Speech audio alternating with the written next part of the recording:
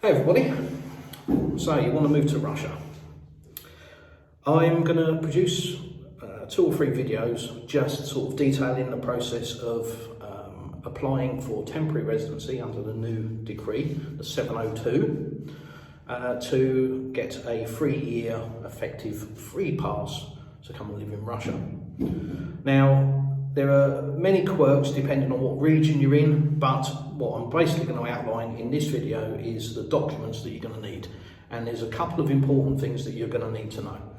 So I've been asked by quite a few people actually about a police check, and there's a little bit of a misunderstanding with a lot of people that get that wrong and don't really understand what it is. And I'll be honest, I was one of them. So I'll clarify that as well. But let's start at the beginning. You're going to need your passport. You're going to need to make sure it's in date. It's got some time on it. It doesn't need to have 10 years, but equally 4 weeks isn't going to cut it. Remember, you're going to come to Russia for a 3-month visa and then start your application for temporary residency. So you're going to need sufficient time on your passport to cover you at least while you're here and a few months past. So if you've only got a few months left on your passport, I suggest you renew it. You're going to need to get every page of your passport copied, not just the pretty page with your face on it, but every page. And you're going to need to get it translated and notarized. Now, it needs to be translated into Russian, so I would suggest that you probably get that done in Russia. Find a translator and notary, every town's got one, and get it done in Russia, because then it's not going to be an English speaker giving you a Russian version, it'll be a Russian translating it. So do that, that's your first thing. When you get to Russia, you'll need to register yourself in the region that you're in so that you get registration. That will basically tell authorities who you are and where you are living, what your address is. So you'll need to give them that. Bear in mind, wherever you register, that's where your visa will be applicable for. So when you apply for your visa, you'll put an address of where you're going to stay. That's where you are. If you think you're going to go wandering around Russia and staying in various different regions, think again. It ain't that simple. Yes, you can do it, but you've got to re-register. You've got to tell the authority, the administration, that you're leaving that area and you're going to go to a new one, and you're going to tell the new region that you're there, so you're going to re-register. I would suggest that you do your homework, and as I've always said, work out where you want to live. Don't just sort of think you're going to turn up in Russia and go wandering about. It's not Australia, you don't go walkabout, okay?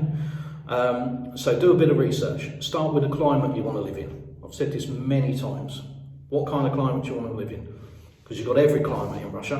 Where I am in the south, it's lovely, nice and warm. But if you go further north, obviously the temperatures are dropping and there's a lot of snow around. So just work out where you want to live, because it will just make your life a lot easier. You can start the process from the place that you want to actually live.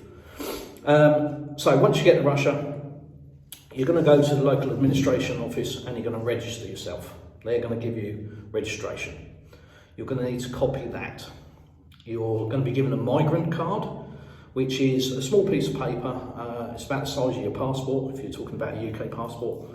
And it's just an official document that details who you are, where you live in, basically, and that you're a migrant, effectively, which you carry with you at all times with your passport, at all times. None of this, I've left it at home. Police aren't interested in that if you get stopped. It's a document you are required to carry. It's also a document you're going to need to copy to apply for temporary residency. So, passport, every page copied, translated and notarised. Migrant card, copied. Registration, copied. Next, you're going to need to go and get your medical check. Now, in my particular region, that's Krasnodarsky Krai, the medical centre and immigration centre is in the same place, and it is in Krasnodar. So I'll document that in a second video, so if you're coming to this region, hopefully that'll help you. But you go there and you have a medical, effectively. You have blood test, you have a chest x-ray, make sure you haven't got any lung diseases, etc. The blood test is to make sure you haven't got any significant viruses that are going to affect other people. And a urine sample. You're going to need to do those 3 things. You'll get a certificate for each to say that yes, you're fit to go. You will then also have to get your fingerprints done in the same place. You'll need the application, and your last thing, which isn't necessarily your last thing, but your first thing if you're coming from the UK, is your criminal record check. So let's just jump back to the medical certificates first. In my region and my experience, we went to the medical centre. We were advised to be there at the crack of dawn, but traffic unfortunately prevented us from getting there at the crack of dawn, so we were a little bit late. Didn't think it was a big deal. However, by 2:30 in the afternoon, we realised it's a busy place.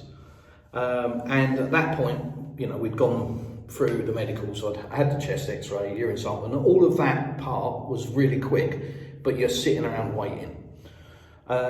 So once we've done that, they send you off for fingerprints. Now, you can't go to fingerprint first, you've got to get your medicals first, because there's a box and there's a tick section, and each portion is signed. So each operation has got a signature next to it, and you have to do it in this order. So you'll go to do your medicals. You won't get your certificates there and then, you'll go and collect them a week later. But you do your medicals, you go off for fingerprints. Now, in Krasnodar, this is what we discovered. The medical part was open until 5 o'clock. Fine, no problem. However, the fingerprinting was only open till 12. Hence the reason they tell you to get there at the crack of dawn. So you need to be there really 7:30, queuing up outside. It opens 8. Get in, get your medical done, straight over for fingerprinting, and you can be in and out in a day. If for whatever reason you're a bit late, like we were a bit late, you're going to find that when you rock up at 2:30 in the afternoon to get your fingerprints, you won't be able to do it, which meant we had to stay overnight, which I'll detail in the second video because I've got some good info on that. So we stayed overnight and went back the next morning to get fingerprints done, which we did. You then go back about a week later, sometimes a little bit quicker. It doesn't necessarily matter too much if you can't get there a week later. It's a couple of weeks, it's not the end of the world. But you go back and you collect your certificates. So that brings us on to pretty much the final bit, which is your criminal record check. Now, this is the thing that a lot of people get wrong, myself included. I understood it was a DBS check. No, it's not. It is not a DBS check. It is a criminal record check, a police check, and you have to go to a specific site to get it. You also have to do it in the UK. So if you come to Russia and you want to apply for it, that's all well and good, but how are you going to get it from the UK to Russia? There is no post at the moment. So it's not cheap, so you need to be, if you're coming from the UK, this is something that you need to do before you come to Russia so that you can bring it with you. Otherwise, you're going to have to find a way of getting it from the UK to Russia. Once again, with the criminal record check, it needs to be translated and notarized. So that's a straightforward process, but it's something that you will need to do in Russia. So you need to get that criminal record check in the UK and bring it with you. All the other bits you can do once you're here, but that you're going to need to bring it with you. If you're already in Russia and you haven't done it, you can apply for it, or you can ask a friend in the UK or family member to apply for it for you and get it sent to their address by courier. But you've then got to get it to Russia and it needs to be translated and notarized. So just give that a lot of thought. That's the most important thing. The other bits you can do whilst you're in Russia, but the criminal record check, yeah, that's got to come from the UK. And the best way to do it, like I say, is to do it before you come over. So once you've got all of those bits together, it's your passport. It's copied, it's translated. Remember, every page is copied. It's translated and it's notarized. It's your migrant card and that's copied. It's your registration and that's copied. 3 medical certificates, they'll keep those. So if you want to copy them for your own purposes, you might think you might need them later or whatever, fine, get copies, but they're not required. When you submit the application, those medical certificates go in, you don't see them again. Your criminal record check, translated and notarized. Again, this is something that stays with the application, so you don't get it back. So once you hand it in, gone. Your fingerprint card. This is a little green card that they put in a little laminated pouch. So once you've had your fingerprints, they give you that little card as well. That will also go in with your application. And then finally, your application. Get all of those things together. You can turn up at the immigration centre and you can pay 850 rubles and have a consultation, and they will go through all of your paperwork and check everything and check to make sure that not only have you've got everything that you need, but you've got it notarized and translated, etc. There is various services available at the centre, so I believe you can get it translated and notarized if you haven't got it done, but there's no reason. If you're watching this video, I'm telling you, you need to get it translated and notarized, so there's no reason to rock up with the wrong documents. And that's it. The application, they'll help you with. They're there to help. They do want to help. So, if the application looks a bit daunting, they'll help you through it. If you can't speak Russian, then maybe use Google Translate, or maybe pay for a translator for the day. It's readily available. Just do a bit of research, and maybe that's a good idea. Now, I do want to say that there are various services being offered for migrants, and there's a big push at the moment for, I believe it is Welcome to Russia, I think is the organisation, where they will do the whole process for you, I believe, or certainly help you through the process, provide you with a lawyer, etc., etc., a migration lawyer. The simple answer is I'm just telling you what you need to do. I'm not telling you the best way to do it. If you're an American, you're used to lawyering for everything. You get a lawyer for absolutely everything. That's perfectly normal to you guys. So you will probably feel a lot more comfortable just going through that process with a lawyer and letting them deal with it for you. The only thing I'll say about that is a lawyer can't go and take the medical for you. They can't go and get fingerprinted for you. So you're going to have to turn up and do those things anyway. So you're getting a lawyer in place really to tell you what I've just told you. Now, a lawyer will iron out any problems that you may have, but if you do your research on what you need to do and you get all your documents together, you really shouldn't have any problems. But, there could be a potential issue that you might not have realised. So just bear it in mind. Like I say, I'm not saying don't get a lawyer. It's down to the individual. It's up to you. But this new organisation that has been put together, I understand, is very slick, very good. So if that's the route you want to go and take the hassle out of it, sure, you can do that, and you can pay for the privilege to do that. But this is basically what you're going to need to do. These are the documents you're going to need to make your application. And that's it. That's pretty much it. You make your application, you wait for your medical certificates. Take about a week, you go and collect those, then you make your application. After you've had everything checked, if you pay your 850 rubles or your lawyer does it for you, get everything checked, submit your application. Now, day of application is also the day you find out, so I'm led to believe, whether you've been accepted or not. Now, you will wait, I think, up to 2, maybe even 3 months after your application submission to get an official, yes, welcome to Russia. You have now got a 3-year temporary residency. But on the day of application, if they accept your application, you're pretty much in. That's it, it's done. There isn't anything more to it. So you'll know on the day of your application whether you've been a successful applicant or not. If you haven't, you've got something wrong, you need to go away and have another go. So you've got 2 options really. You can either go through an immigration service, like I say, Welcome to Russia is the one that's being put together at the moment and looks to be very widespread and very successful. Or you can do it yourself. It's up to you, your choice. I'm just giving you the details of what you're going to need to do. And that's it. Like I say, if you're going to Krasnodarsky Krai, if you're going to, if you're in the region of Krasnodarsky Krai and you're going to Krasnodar, the FMS, you're going to go to the 3rd floor of the building, in through the metal detectors, past security, slightly to your left is reception, and that's where you start your process. You get a ticket number and you wait for your ticket to be called, just like going into the bank. You get a little ticket with a number on it and you just wait to be called. And that's the start of your process. So yeah, be prepared. I would personally, after going to Krasnodar, I would go for 2 days.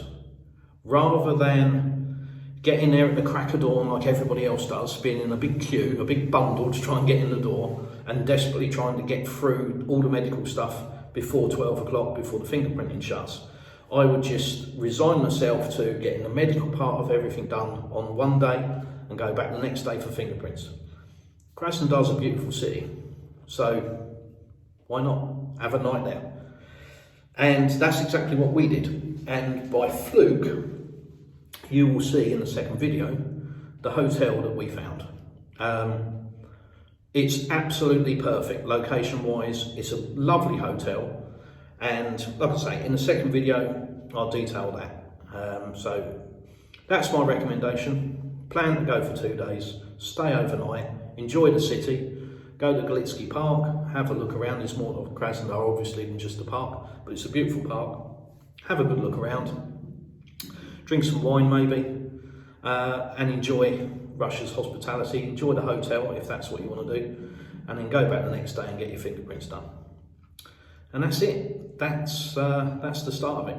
And like I say, then after that, you make a date for your application, and good luck. Simple as that. So, thanks for watching. That's part 1. That just, like I say, details the documents that you're going to need and what you need to do. So, just for a final, let me run through it again, although I've done it several times, but once again. Passport, plenty of date on it, every page copied. It must be translated into Russian, and it must be notarized to say that it's an official copy. Your migrant card, which you will only get once you get here. Your registration, which is when you go to register in the region that you'll stay in from the administration centre. Your medical certificates, once you've had your medical done. Your criminal record check, remember, it is a specific thing, it is not a DBS check, it's a criminal record check. I'll put the link in the description of this video for you in the UK to apply for it, and I'll put it also on my Telegram channel. And if you want to ask any questions, please join the Telegram group. There's loads of people in my chat that are really, really knowledgeable about all things regarding immigration, regarding daily life in Russia. And yeah, you'll get some good answers from knowledgeable people there. So I'll put it in there, you can ask there as well. You're going to need your fingerprint card and obviously the application. So those are the documents you need. When you go, make sure you take your originals as well. Take your copies, your notarized, your translated, but take the originals as well, because if there's ever an issue, perhaps you can just go and get a copy. So take those as well. And that's it. That's part 1. That's what the documents you need. Part 2, I will talk about the actual migration centre, its approximate location, and as I said, a hotel which I've got no affiliation to, but it just happens to be perfect. It's 200 metres away from the immigration centre. So yeah, it's a lovely place to stay and chill out. So that'll be part 2, and then part 3 will be the application itself, what's involved, and yeah, whether I'm successful, we'll find out. Fingers crossed. Thanks for watching. Please like, share and subscribe. Please join the Telegram group, and I'll see you in the next one.